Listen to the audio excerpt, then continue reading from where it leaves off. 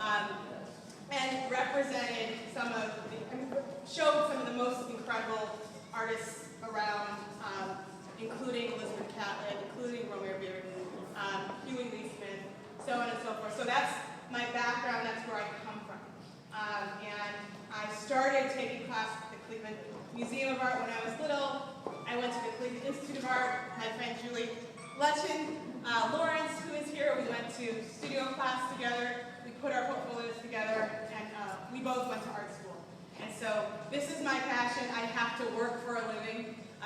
And so I'm AVP of Marketing Communications at Governor State University, full time, but this is, I intentionally wanted and have moved towards focusing on painting. So this is my first group body of work that I've created since I made that decision. So I wanted to say a few words and to thank you all for coming. Buy my work. I need to be collected in order to, add to my resume as an artist.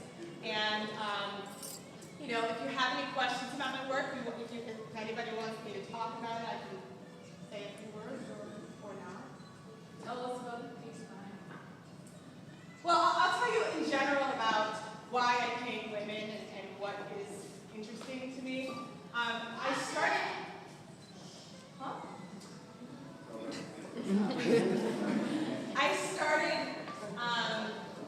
about 2005 with this obsession with the Odalisque. And if anybody knows anything about art history, European painters painted women in repose nude. And oftentimes there is an African slave that was attending to that woman.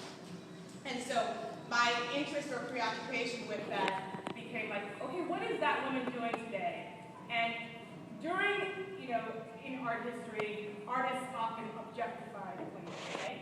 And so we talk and think a lot about how, as we've moved into the new millennium and what we see in, cultural iconography is women now objectifying themselves, right? And so that's very interesting to me. And so what I attempt to do through my art is to create these women that are often very, suggestively suggestive, yet not so.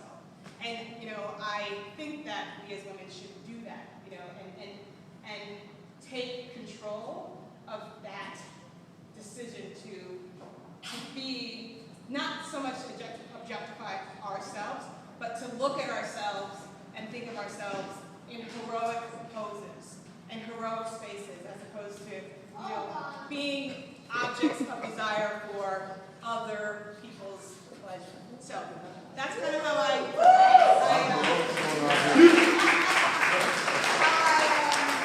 came to create my work. And then oftentimes I do throw in a couple men every once in a while.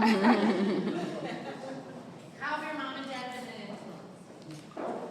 Well, my mother is the businesswoman, and so she has everybody took a picture of my paintings tonight. You are not allowed to, take a photograph, blow it up, and put it on your wall. She will come out. She is serious. And my dad, there's an article that there's a publication that Samela Lewis at Hampton University, Howard or Hampton? Hampton or Howard? Samela's in California. But Hampton or Howard? Hampton. Thank you. She started a publication called the International Review of African American Art, and the article was titled "Growing Up with Art All Around Me," and I was interviewed, and the article was about kind of me kind of creating work. They chronicled a lot of artists' parents